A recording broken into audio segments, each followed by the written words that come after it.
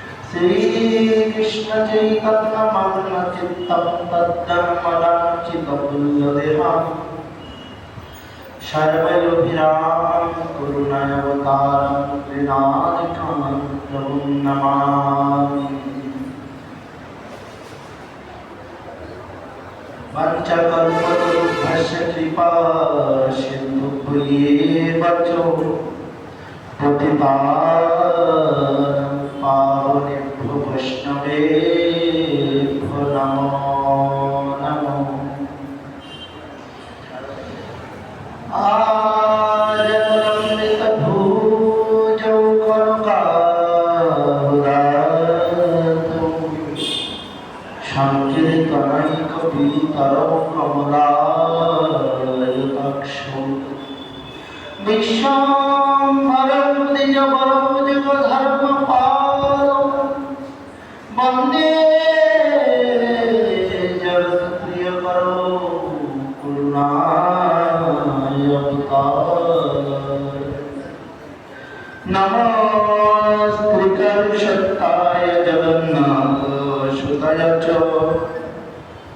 सहित्राय सपुत्राय सकलत्रयते नमः।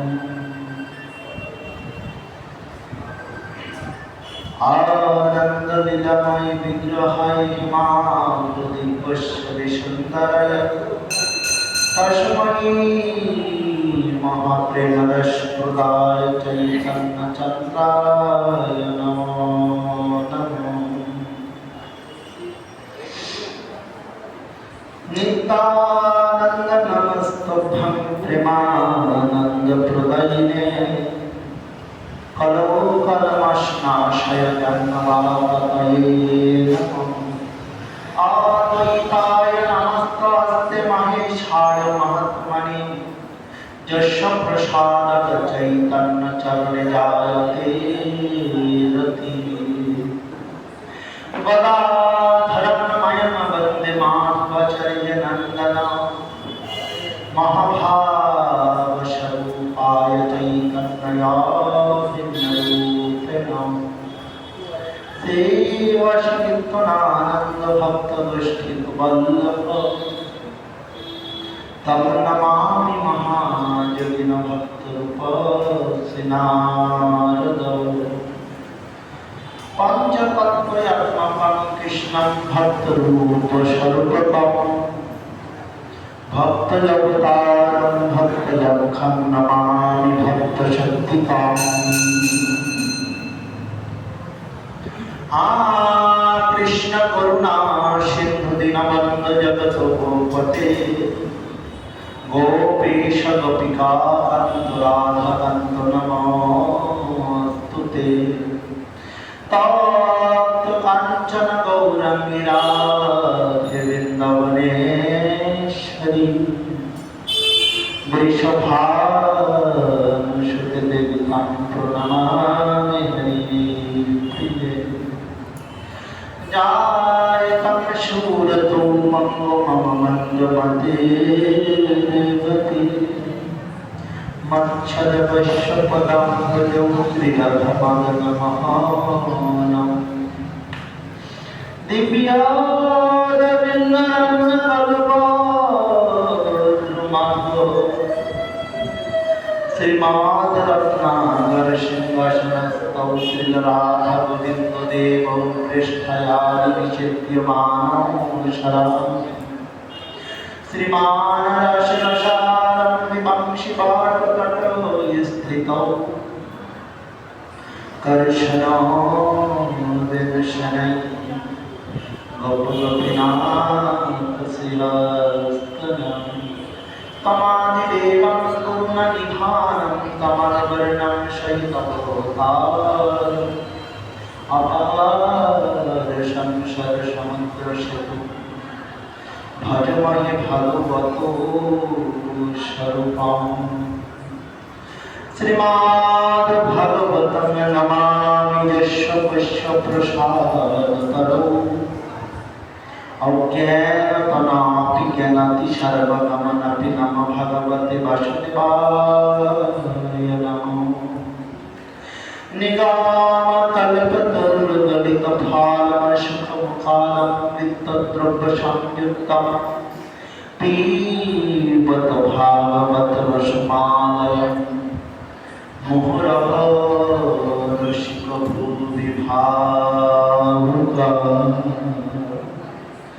नारायणं नमस्कृतं नरं चैव नरोत्तमं देवीं सरस्वती व्यासं ततो जयामुदीरयेत्। दुर्गमे पतिमेन्धस्य यत्कलत्पादो गतिर्मोह सकृपजष्टिदानेन सन्तसन्तबलं बलम्।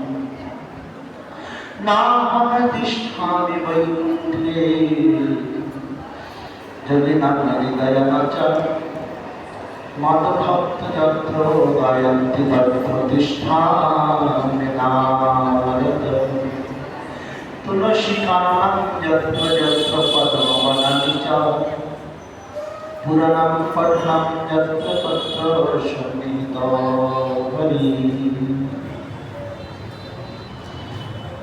सर्वधर्मान् परित्यज्य मामेकं शरणं व्रज अहं तं सर्वपापेभ्यो मोक्षयिष्यामि मा शुचः। श्रीकृष्ण चैतन्य प्रभु नित्यानंद श्री अद्वैत गदाधर शिवासादि गौरभक्तवृंद। जय रूप सनातन भट्टनाथ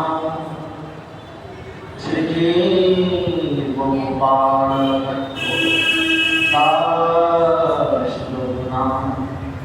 এই ছায় বসাইলে করি চরণ বন্দর যাহা হইতে বিঘ্ননাশ অভীষ্ট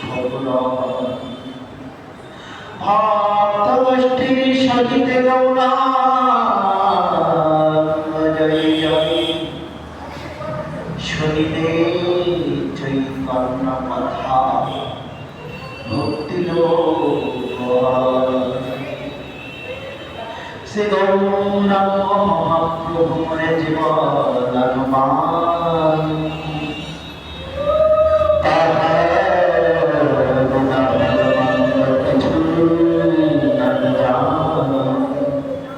সকল শ্রোতা ভক্তের চরণে দণ্ডবত করি সবে মিলে চরণ ধরে দেও মোর মস্তক উপরে। কৃপা সিন্ধু দাস গোরাদিন আশা করে হরে কৃষ্ণ কৃষ্ণ কৃষ্ণ হরে হরে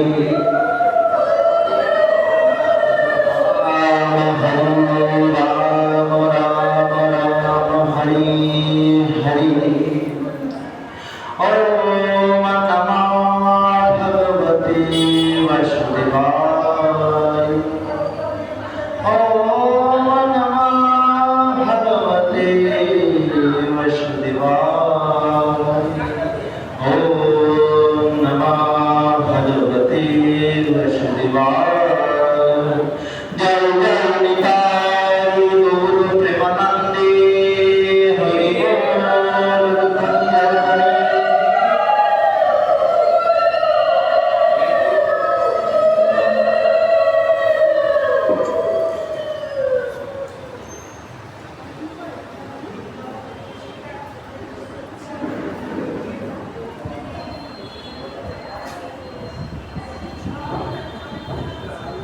সর্বপ্রথমে আমি আমার শ্রী গুরুপাদ পদ্ম বন্দনা করি। তিনি নিত্যলীলাবতী অধম দাসের প্রতি কৃপা আশীর্বাদ করুন। তারপর আমি আমার মাতা পিতার চরণ কমল বন্দনা করি। তাহারাই অধম সন্তানকে কৃপা আশীর্বাদ করি। তারপর উপস্থিত সমস্ত গৌর ভক্তবৃন্দের চরণ কমল বন্দনা করি। সকলে কৃপা আশীর্বাদ করিবে।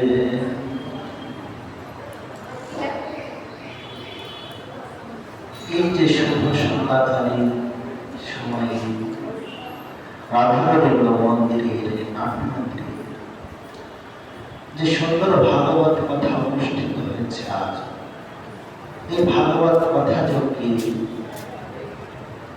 সকলের আশার সৌভাগ্য মেলে। অল্প ভাগ্যে নাই হয় ভাগবত কথা শ্রবণ, অল্প ভাগ্যে নাই হয় বৈষ্ণব মিলন, অল্প ভাগ্যে নাই হয় বৈষ্ণব দর্শন। বৈষ্ণব দর্শন অল্প ভাগ্যে হয় না। অনেকে সাধারণ ভক্তরা মনে করেন বা অনেকেই মনে করেন যে আমরা দুর্ভাগা, আমাদের মতো দুরমতি পতিত পাষাণ্ডী আর কেউ না। কিন্তু যিনি ভাগবত কথা শ্রবণ করে, যিনি সাধু দর্শন করে, যিনি সাধুকে স্পর্শ করে, যিনি সাধু সেবা করে, ঠাকুর মহাশয় বলিলেন, গঙ্গার পরশ হইলে পশ্চাতে পাবন, দর্শনে পবিত্র করো এই তোমার জীবন। গঙ্গার পরশ হলে পরশ হবে, তারপরে তো পাবন হবে। পরশ যদি না হয়, গঙ্গা দর্শনে বলেনি, গঙ্গা পরশে বলেছে।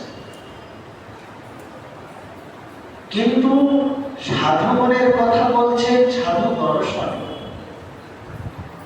দর্শনে পবিত্র করো হে বৈষ্ণব ঠাকুর, তুমি দর্শনেই পবিত্র করে দাও। আমাদের এই মলিন মনকে তুমি শুদ্ধ করে দেবো শুধুমাত্র দর্শনের মাধ্যমে, আর কিছুর প্রয়োজন হয় না। তোমার চরণে স্পর্শন আদি তো আরো অনেক পরের কথা। দূর হইতে যদি কোনো ভক্তের দর্শন হয়, দূর হইতে যদি কোনো ভক্তের গায়ে হাওয়া লাগে,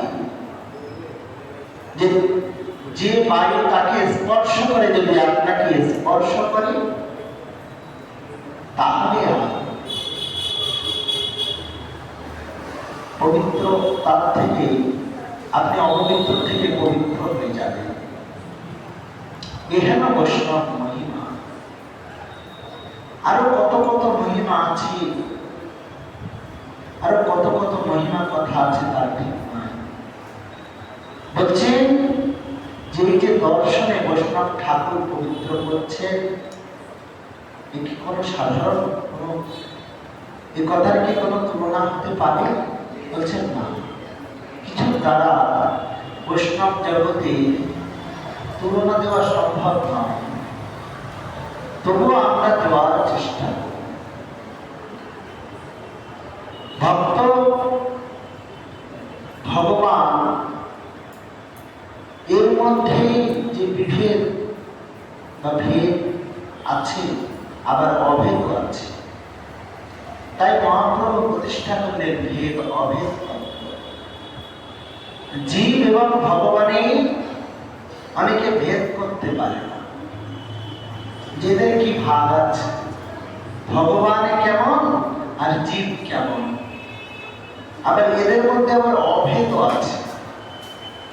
জীবের মধ্যে যে সত্তা বিদ্যমান, ভগবানের মধ্যে সেই সত্তাই বিদ্যমান। বলছে ভগবান অংশ জীবের মধ্যে থাকে অনুপরিমাণ, সামান্য অনুপরিমিত থাকে। কিন্তু ভগবান অংশ তো সেই অংশ আছে। ধরে সমুদ্র, সেই সমুদ্র থেকে আপনি এক বালতি জল তুলে দিলেন। মহাপ্রভু ভক্তগণকে ব্যাখ্যা করছেন যে ভেদ অভেদ কেমন। শুধু ভগবানের সাথে জগৎকে ভেদ দর্শন করলাম, অভেদ দর্শন করলাম না, এটা সঠিক সিদ্ধান্ত হলো না। আবার শুধু অভেদই দেখলাম, ভেদ দেখলাম না, এটাও ঠিক হলো না। ঠিক কখন হবে? যখন দুটোই দর্শন করা। তাই বলছেন সমুদ্র থেকে আপনি এক বালতি জল তুললেন, ওই জলের পরিমাণ যতটুকু, সমুদ্রের কি পরিমাণ ততটুকু। আমাদের মধ্যে যে আত্মা আছে, ভগবানের অংশ অনুরূপে আছে। ভগবানের এক কেশ অগ্রের 10,000 ভাগের 1 ভাগ আমাদের মধ্যে আছে, সমস্ত জীবের হৃদয়ে আছে। ওই সামান্য একটি ছোট্ট আত্মা যাকে বলা হয়, সেই চুলে 10,000 ভাগের 1 ভাগ, একটি ভগবানের যে কেশ, সেই কেশের 100 খণ্ড করলে অগ্রভাগ যতটুকু হয়, আবার সেই খণ্ডটিকে 100 খণ্ড করলে যতটুকু হয় সেটা 10,000 ভাগের 1 ভাগ হয়। ওইটুখানি অনুপরিমাণ আমাদের মধ্যে আছে, এবং যার ফলে আমরা এত লাফালাফি ঝাঁপাঝাঁপি করি। আমরা ভাবি ওরে বাবা এই জগৎকে ধরাকে সরাবে, কিন্তু তা নয়। এই ধরাকে সরাজ্ঞান করলে হবে না, কারণ ওইটুখানি অনুপরিমাণ যেদিন আপনার হৃদয় থেকে চলে যাবে না, সেদিন আর এই ধরাকে সরাজ্ঞান করতে আপনি বলতে পারবেন ধরাটা কত বড়। ঠাকুর হরিদাস বলেছেন, হে গৌরহরি, তুমি আমার প্রতি এত মায়া করছো কেন? আমাকে একটু দয়া করো। আমি যদি তোমার আগে চলে যেতে পারি, তোমার কোনো ক্ষতি হবে না। তাই কবিরাজ গোস্বামী পাদ লিখছে, কি লিখছেন? লিখছে যে এক পৃথিবীর মধ্যে যদি এক পিপীলিকা হইল, পৃথিবীর মধ্যে যদি এক পিপীলিকা হইল, সমগ্র পৃথিবীর কাহাহানি হইল। পুরো পৃথিবীর মধ্যে যদি একটা পিপীলিকা মারা যায়, পৃথিবীর কি কোনো ক্ষতি হয়? হয় কি? হয় না।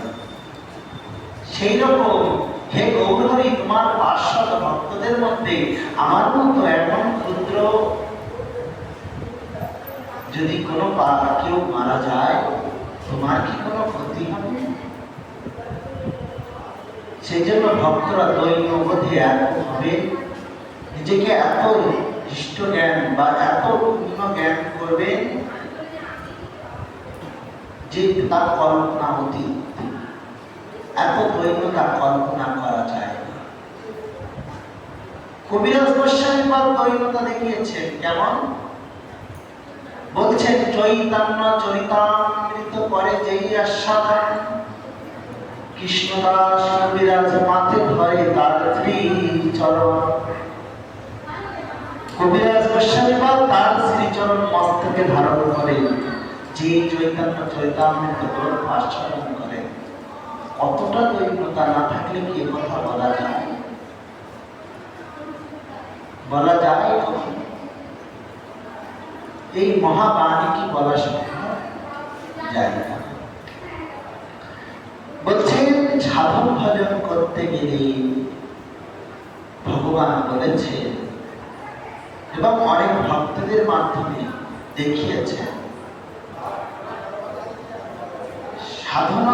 সাধন ভজনের একটি পর্যায়ে বা যে ভাবটি থাকতে হয় ভক্তদের মধ্যে, যদি না থাকে তিনি ভক্তি জগতে বেশি দূর যেতে পারেন না, প্রবেশ করতেই বাধা পড়ে যায়।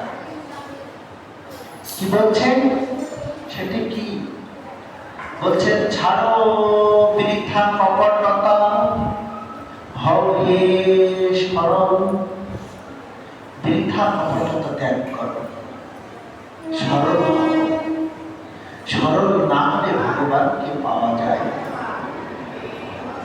তুমি যদি কপট হও, তিনি কপটতার শিরোমণি। তার মতো কপট, তার মতো ছল, তার মতো চাকরি কোনদিন শুনেছেন?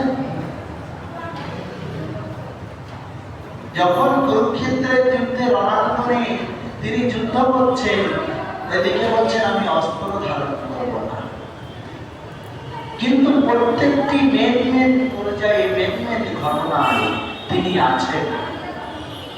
তিনি যুদ্ধটিকে যেন কোনোভাবে এগিয়ে দিয়েছেন, অনুঘটকের কাজ করেছেন, তার ভিতরে প্রবেশ করেছেন, করে যুদ্ধটা সব করে বেরিয়ে এসেছেন। যেমন আগে ছিলেন, পরেও তেমন আছে।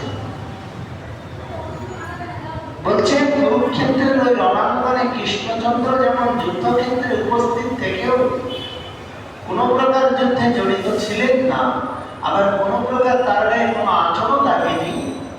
আমাদের ভক্ত সমাজকে তাই করতে হবে। সমস্ত সংসার যুদ্ধ যে যুদ্ধই হোক, তার মধ্যে প্রবেশ করতে হবে।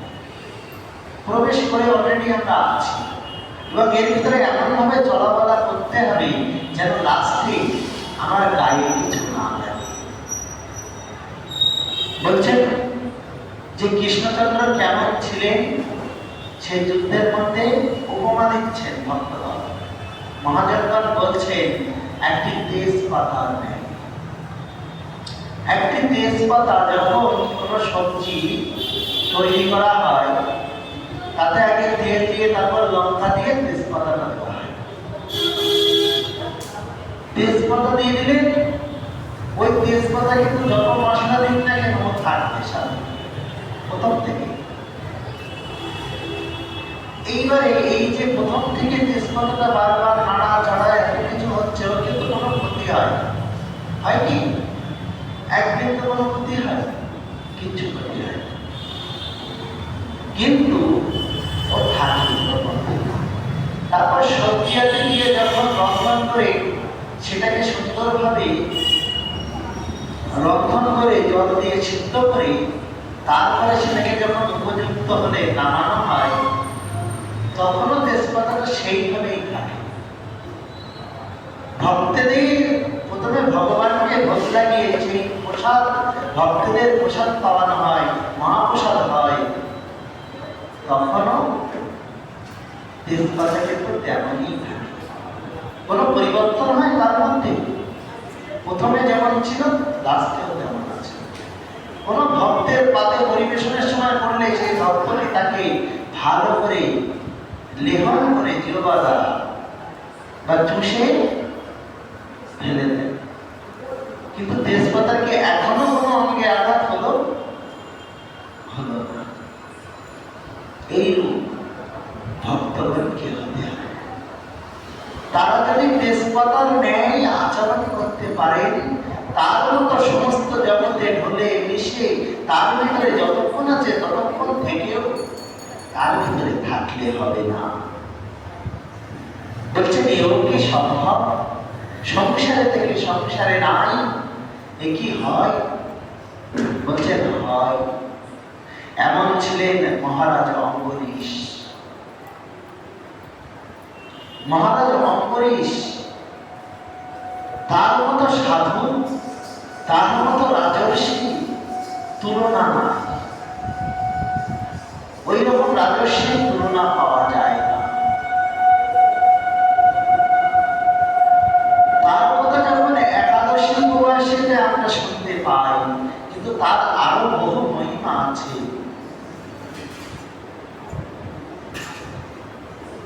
বলছেন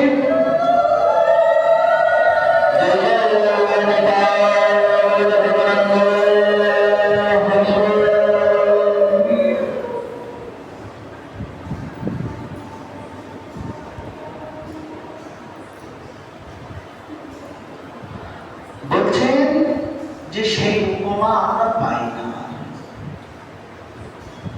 অম্বরীশ মহারাজ কেমন ছিলেন জানেন? তার মতো সংসারী আর জগতে ছিল। যদি বলেন কেমন, একই বলছে। হ্যাঁ, তার মতো সংসারী জগতে ছিলেন। তিনি ছিলেন 6-7 পৃথিবীর রাজা। শুধু একটা মহাদেশ না, শুধু জম্বুদ্বীপ নয়, সমগ্র এশিয়া মহাদেশ, আরো 6-7 বলতে পৃথিবীতে যতগুলি ভূখণ্ড আছে 7টি মহাদেশ আছে, সবকটি মহাদেশের তিনি রাজা। তার সাথে 7 তার সাথে সাগরেরও তিনি রাজা। সাগর শুধু পৃথিবীকে সমস্ত ভূখণ্ডকে ধরলে আর কিছু থাকে কি? জম্বুদ্বীপ নয়, শুধু ভারতখণ্ড নয়, তিনি জম্বুদ্বীপের রাজা। তার সাথে আরো যত দ্বীপ আছে, শালমণি ইত্যাদি ইত্যাদি করে এই সপ্তদ্বীপ মানে 7টি মহাদেশের রাজা।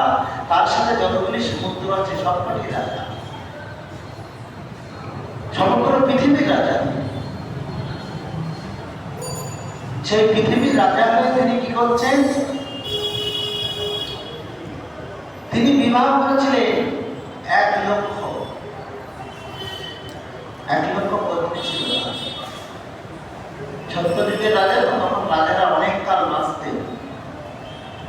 সত্যযুগে 1 লক্ষ আয়ু ধরে নয়, 1 লক্ষ বছর আয়ু ধরত সত্যযুগে। তাই একটা শূন্য কেটে গেল 10,000, তারপর যুগে 1000, আর এই কলিযুগে 100। তাও অনেকে বাঁচে না। তখনও হতো যে সবাই 1 লক্ষ বছর বাঁচত, তেমন নয়। সত্যযুগে অস্থিতে গ্রাম থাকতো। যদি আপনার অস্থি থাকে, গ্রাম থাকবে। কিন্তু বলিতে অন্নগত প্রাণ, পেটে যতক্ষণ অন্ন পড়ছে ততক্ষণ প্রাণ আছে, না হলে 5-7 দিনেই অন্নগত প্রাণ। তাই বলছেন এই অম্বরীশ মহারাজ এত রানী থাকতেও তিনি ভগবানের সেবা করতেন নিজ হস্তে। ওই মন্দিরে কোনো সেবক, দেব, দাসী কিছুই ছিল না। তার মন্ত্রীরা পর্যন্ত প্রবেশ করতে দিতেন না। হয়তো প্রবেশ করতে দিতেন, তাকে আরতি আদি কিছুই করতে দিতেন না। ওই মন্দিরের যত সেবা আমি করব। নিজে হাতে ভগবানের শৃঙ্গার করতেন, নিজে হাতে তুলসী পাতা চয়ন করতেন, পুষ্প চয়ন করতেন, মঙ্গলারতি নিজে হস্তে করতেন, নিজ হস্তে ভোগ লাগাতেন, তৈরি করে রন্ধন করে নিজে ওই মন্দিরকে মার্জনা করতেন। রানীরা গেলে বলতেন, আরে বাবা, ভোজন যখন করলে আমায় দিতে পারো না, তাহলে ভজন আমারটা করে দিও না, ভজন আমাকেই করতে দাও। আমি যদি অসুস্থ হই, তুমি যতই খাও না কেন, আমার পেট ভরবে না। সেইরূপ তুমি যদি আমার ভজনে সহযোগিতা করো, আমার ভজনটা করতে থাকো, ও ভজন আমার হবে না, ওটা তোমার হবে। তাই গোবিন্দ সেবার যতগুলি কার্য সব আমাকে করতে দাও। তোমাদের যদি দরকার হয়, আমি অন্য কোনো মন্দির বানিয়ে দিচ্ছি, সেখানে করো না, আমাকে যারা করছো না, আমাকে গিরিধারী সেবা করতে দাও। নিজ হস্তে গোবিন্দের সেবা, নিজ হস্তে শৃঙ্গার, নিজ হস্তে ভোগ লাগানো, রন্ধন করা। এত বড় পৃথিবীর রাজা হয়েও তার কি কোনো কিছুর অভাব ছিল? বলছে ভজন কাউকে দেওয়া যায় না। আপনি গৃহে যখন বলছেন, বাড়ির যে মা আছে সেই মাকে বলছেন যে উনি করলে আমার হয়ে যাবে না। নারী পতির অর্ধেক, পতি পত্নীর মধ্যে পতির অর্ধেক পুণ্য পত্নী লাভ করে, তাদের অবলা অর্ধেক লাভ করে। কিন্তু আপনি কার থেকে অর্ধেক নেবেন? যদি আপনি ভজন করেন, তার অর্ধেক ফল সে নিয়ে চলে যাবে। আর যদি সে ভজন করে, আপনাকে কিচ্ছু দেবে না। সেই জন্য সাবধান, আপনারা ভজন কিছু না করুন, অল্প অল্প করতে থাকুন। স্নান করে একটু তুলসী বৃক্ষে জল দিন, ভগবানের জন্য একটা তিলক করুন, 12 সঙ্গে সব না করি। তাকে একটা ধূপ আর তুলসী পাতা দিয়ে একটু দেখা, বেশি দরকার না, একটুখানি তো করতে থাকুন। 1 টাকা করে ব্যাংকে জমাতে থাকলে একদিন অনেক টাকা হয়। সেরকম একটু একটু করে সাধন ভজন করতে করতে করতে করতে করতে করতে একদিন দেখবেন আপনি এত করে ফেলেছেন, আপনি তা কোনোদিন কল্পনা করতে পারেন যে আমি এত কিছু করতে পারি।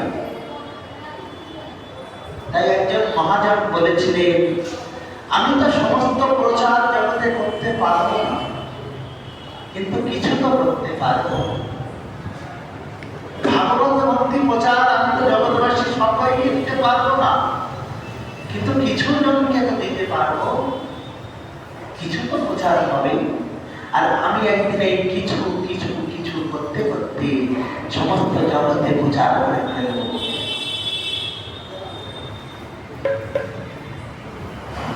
এই কিছু কিছু করতে করতে প্রচার করা যায় না। যিনি বলেছিলেন তিনি হলেন শ্রীল ইয়েসুদান্ত স্বামী প্রভুপাদ, ইস্কনের প্রতিষ্ঠাতা আচার্য। উনি বলেছিলেন আমি কিছু তো প্রচার করতে পারবো। একদিন এই কিছু কিছু কিছু করতে করতে একদিন সব প্রচার করে ফেলবো জগৎ ব্যাপী। আমরা সাক্ষাৎ দেখতে পাই, যাই প্রচার করুন, গীতা গ্রন্থ সমস্ত জগৎবাসীর হস্তে তুলে দিয়েছেন। গীতা গ্রন্থকে সমস্ত দেশে, সমস্ত সরকার থেকে শুরু করে সমস্ত দেশের মানব সমাজ তারা তো গ্রহণ করেছে যে সর্বশ্রেষ্ঠ ধর্মগ্রন্থ, আমাদের ন্যায় পরায়ণ নীতি সমস্ত কিছু যার মধ্যে নিহিত। কিভাবে চলার পথে চলতে হয় যাতে গচ্ছিত, সেই জিনিসটা সকলের হাতে পৌঁছে দিয়েছেন। এর থেকে আর বড় কি হতে পারে? তাই বলছেন যে সরল হৃদয় ভাগবত ভজন, সরল হৃদয় না হলে ভাগবত ভজন হয় না। বলছেন সরল হৃদয় কেমন? দেখুন না জগদানন্দ মহাপ্রভুর প্রিয় পাশ্চাত সত্যভামার অবতার। সত্যভামা ছিলেন পূর্বে দ্বাপর যুগে দ্বারকা নগরীতে। সেই সত্যভামা আজ এসেছেন জগদানন্দ রূপে। তিনি নবদ্বীপ ধাম থেকে আসলেন লীলাচলে মহাপ্রভুর সাক্ষাতে। মহাপ্রভুর সাথে অনেকদিন দেখা হয়নি, পরম প্রাণের বান্ধব পূর্বের সত্যভামা তো সত্যভামা তিনি আজ দেখা করতে আসবেন লীলাচলে। তাই লীলাচলে দেখা করতে আসবেন বলে তিনি চিন্তা করছেন একটু সচিমাতার কাছে আজ্ঞা নিয়ে আসি। তাই সচিমাতার কাছে আজ্ঞা নিতে গিয়েছেন। কি আজ্ঞা নিচ্ছেন? সচিমাতার চরণে যখন প্রণাম করে বলছেন, মা গো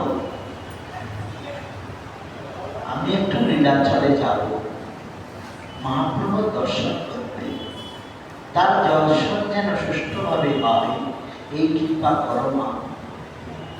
সচিমাতা শুনে বলছেন, খুব ভালো করেছিস বাবা জগদানন্দ, তুই এখন যাবি? তা শোন শোন শোন, নিমাইয়ের কাছে আমার কিছু পাঠানো হয়েছিল, নিয়ে যাস। বলছে কি মা? বলে নিমাইয়ের জন্য আমি সুন্দর সুগন্ধি দ্বারা তৈল প্রস্তুত করেছি। এই তৈল তুই পুরীখানে গিয়ে নিমাইকে দিবি।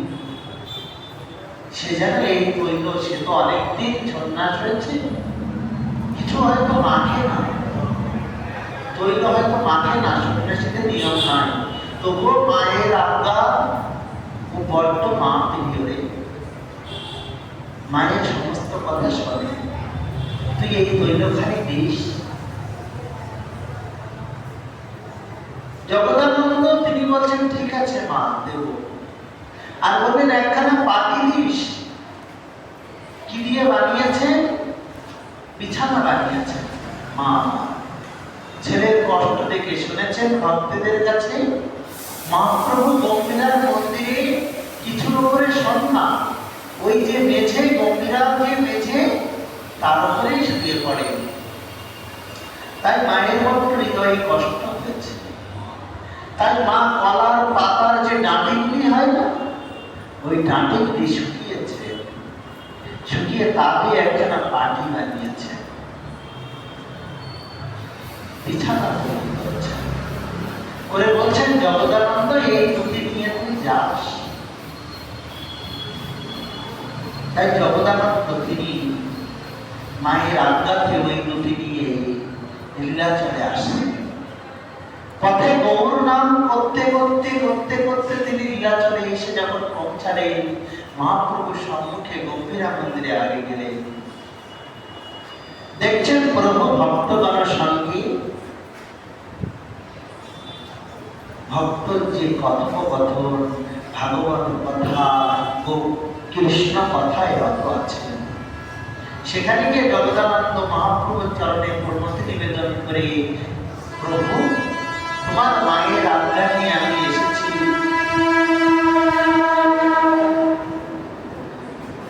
এই যে মা, তোমার মা তোমাকে একখানি বস্তু দিয়েছে বলে উনি ওই বিছানাখানি দিলেন। দিলে দেখলেন যে বিছানা কোনো এটি কলার ছোটার ব্যবহার করেছে, কলার পাতার কাটি দিয়ে। প্রভু বললেন ঠিক আছে, মায়ের আজ্ঞা তো রাখি বলে উনি ওইটাই, তারপর থেকে যতকাল উনি ছিলেন ততকাল ওই বিছানার মধ্যেই থাকতেন। শোনা যায় গম্ভীরা মন্দিরে আজও ওই বিছানার নিদর্শন পাওয়া যায়। তারপরে জগদানন্দ পণ্ডিত তিনি বলছেন, প্রভু মা এই সুগন্ধি তৈলখানিও পাঠিয়েছেন, আপনি একটু গ্রহণ করুন। প্রভু বলছে কি বললে, সুগন্ধি তৈল? শোনো জগদানন্দ, সন্ন্যাসীদের তৈল ব্যবহার করা যায় না, তাও আবার সুগন্ধি। এমনি তৈল হলে তো হতো না, মানা যেত, কিন্তু সুগন্ধি তৈল ব্যবহার করতে না। তাই এই যে সুগন্ধি তৈল, শোনো জগদানন্দ তুমি যাও, জগন্নাথের সেবকদের কাছে দিয়ে এসো, তারা জগন্নাথের প্রদীপ জ্বালাবে, আর সেই প্রদীপের জ্বলনে ওই সুগন্ধি তৈলের সুগন্ধ জগন্নাথ মন্দিরে ছড়িয়ে পড়বে। যাও জগদানন্দ। প্রভু যখন এই নির্দেশ দিলেন, জগদানন্দ ক্রোধ প্রকাশ করলেন যে না প্রভু, আপনার জন্য এনেছি, সেই নদিয়া হইতে এত সহজে দিলে হবে না, আমি আপনাকে মাথা বই বলে জগদানন্দ হাত দিয়ে প্রভুর দিকে নিয়ে যাচ্ছে। প্রভু হাতটি চেপে ধরে বলছে, না না, এরকম তুমি করতে পারো না, আমার সন্ন্যাস লীলা, সন্ন্যাস ধর্ম নষ্ট হয়ে যাবে, এরকম করো না। জগদানন্দকে আর শোনেন তিনি দেবেন বলে চেষ্টা করছে, কিন্তু মহাপ্রভু বললেন না না জগদানন্দ, যাও, চলে যাও আমার এখান থেকে। বলছেন উনি এত জোর করছেন, তারপরে ক্রোধ প্রকাশ করছেন কি করে? বলছেন সত্যভামা উনিও এরকম করতেন। কৃষ্ণের পরম প্রিয় সে অষ্ট পাঠরানীর মধ্যে তিনি একজন ছিলেন। তিনি একজন ছিলেন, তিনি 3 নম্বর পাঠরানী ছিলেন। প্রথমে ছিলেন রুক্মিণী দেবী, তারপরে জাম্বুবতী, তারপরে ছিলেন সত্যভামা। এই সত্যভামার পিতা সপ্তাজিৎ রাজা কৃষ্ণচন্দ্রকে সামন্তকমণি দান করেছিলেন, যে সামন্তকমণি দিনে প্রত্যেক দিন 8 ভার করে সুবর্ণ, 8 ভার করে সুবর্ণ প্রসব করত। 8 ভার মানে বোঝে, ভাগবত শাস্ত্রে আছে, বলছেন 8 ভারে 1 ভার, অর্থাৎ একটি পূর্ণবয়স্ক যুবক দই নিয়ে যায়, দেখেছেন বাঁকে করে, ওইরূপ বাঁকে যতটা ওজন হইতে পারে ততটাকে বলা হয় 1 ভার। এইভাবে 8 ভার সুবর্ণ ওই মণিখানি প্রসব জন্ম দিত। কেমন সেই মণি? সামান্য এই বলে না কোহিনূর হীরা, অনেক সময় এই সামান্তক মণির সাথে এর যোগাযোগ স্থাপন করার উপরে আসছে। আজও বিজ্ঞানীগণ এরকম ভাবে প্রয়াস করতে থাকেন যে সামান্তমণি হয়তো এই কোহিনূর জগতের সর্বশ্রেষ্ঠ শক্তিশালী যোদ্ধা বা তারা না হলে এই মণি আদায় করতে পারতেন, রাখতে পারতেন না, সংরক্ষণ করতেন। সত্যজিৎ রাজাও পারতেন না। তিনি এই মণির জন্য তার ভাইকে হারিয়েছিলেন, কোষের দিন তার ভাইয়ের নাম। তাই এই মণিকে কৃষ্ণচন্দ্রের হাতে তুলে দিয়েছিলেন, সাথে তার কন্যা থাকে। যেদিন কন্যার স্বয়ংবর সভা হয়েছে সেই দিন কৃষ্ণচন্দ্রকে নিমন্ত্রণ পেয়েছেন, সেই স্বয়ংবর সভায় গিয়েছেন। কিন্তু সত্যভামা দেবী তিনি মনে মনে ভাবছেন আমি তাকেই মালা দেব যে আমার কথায় উঠবে আর বসবে। এটুখানি আপনার, এটুখানি যে গতি করবে, যে রাজাই করবে, আমি তার গলায় মান দিয়ে দেব। আমার আর কোনো মনে কি বাসনা নাই। সত্যভামা দেবী স্বয়ংবর সভায় প্রবেশ করলেন। সত্যজিৎ রাজা ঘোষণা করে দিলেন যে সত্যভামা আসছে, আপনারা সবাই। সেই সত্যভামা দেবী এই স্বয়ংবর সভায় উপস্থিত হচ্ছেন।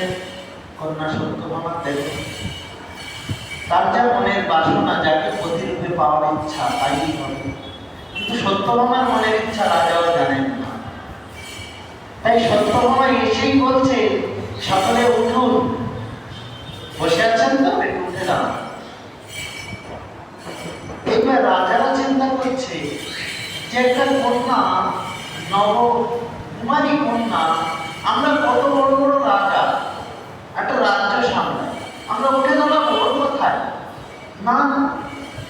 কিন্তু কৃষ্ণচন্দ্র এক বিন্দু চিন্তা না করে উঠে দাঁড়ায়। তারপরে আবার বলছেন বসুন। তখন ওরা বলছে এই বসতে বলছে, আবার এই করে না। কৃষ্ণচন্দ্র সাথে সাথে বসে পড়েছে।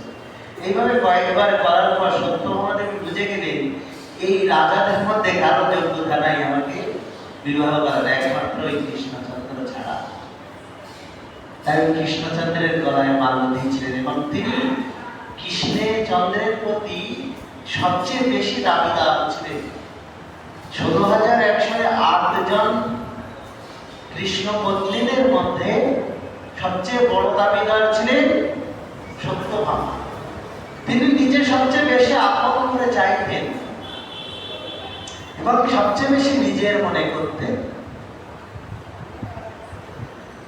তাই সত্যভামা দেবী একবারে যজ্ঞ আরম্ভ করলেন।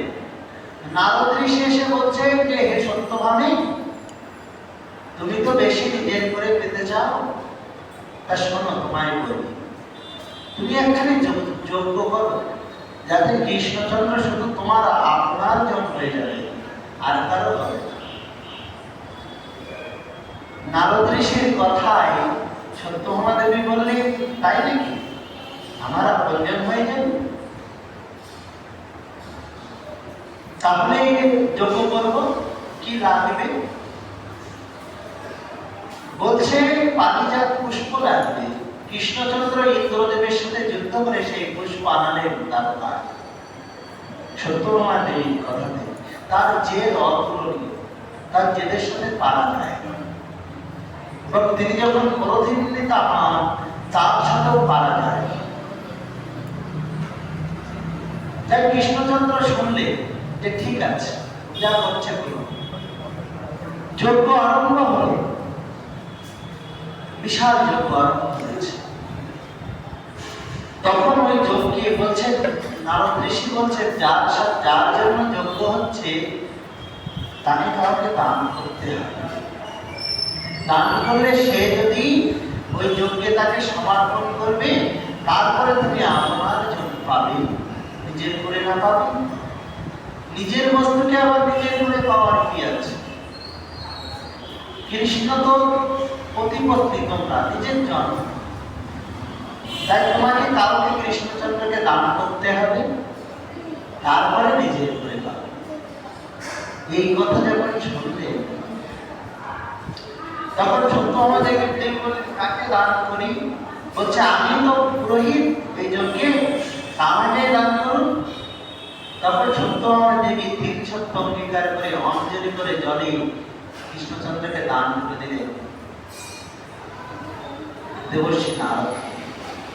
এবার দেবর্ষি নারদ কৃষ্ণচন্দ্রকে দানে পেয়ে সত্যভামাদেবী যে বিশেষ নিজের করে পেতে চাইলেন সেই ভাবটাকে নষ্ট করবার জন্য তিনি এইবারে কৃষ্ণচন্দ্রের দ্বারা কাউকে যদি কেউ দান করে দেয় তাহলে কি হবে?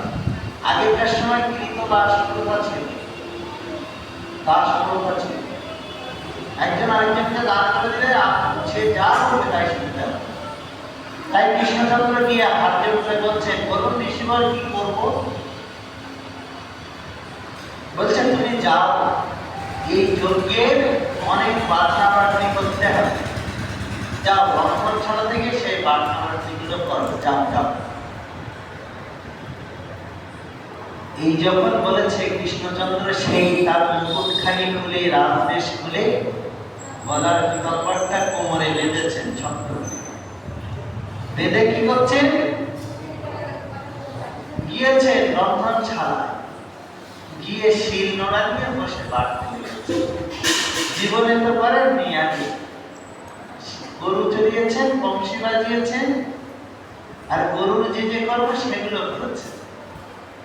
গোদুগ্ধ দহন, গোময় পরিষ্কার করা এগুলি করেছেন, কিন্তু এই রন্ধন কার্য তিনি